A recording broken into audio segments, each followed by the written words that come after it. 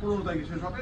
আর 22-23 তারিখে আমাদের আরিচাঘাটে কৃষক মহাসমাবেশ হবে। বিশেষ করে প্রথম দিনে মেলাটোলা হবে, পরের দিন হচ্ছে কৃষক মহাসমাবেশ, যেখানে তারেক রহমান থাকবে, মহাসচিব থাকবে, এবং প্রোগ্রাম শেষে বাংলাদেশের সবচেয়ে নামি দামি শিল্পী বেবি নাজরীন সহ 8-10 জন শিল্পী, কলম চাপা সহ সব শিল্পীরা গান গাবে। আমরা এখানে ভেন্যু নেওয়ার উদ্দেশ্য হচ্ছে এমনি দুটি কারণ।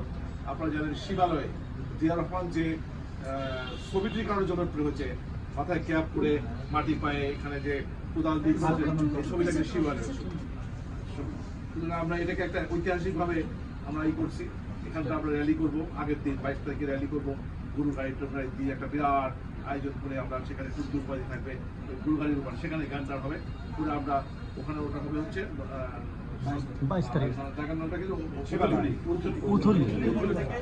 থেকে আমরা 11টা থেকে সিলেক্ট করছি, ওখানে একটা বিরাট গরু গাড়ি একটা র্যালি করবো।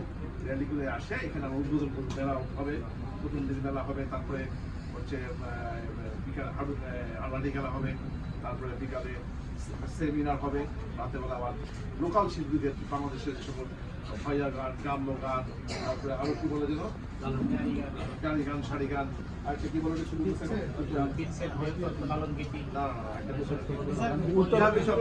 বাংলাদেশের বিভিন্ন প্রান্ত থেকে বিভিন্ন গ্রাম্য গানের সেটা প্রথম কৃষি মেলা হবে।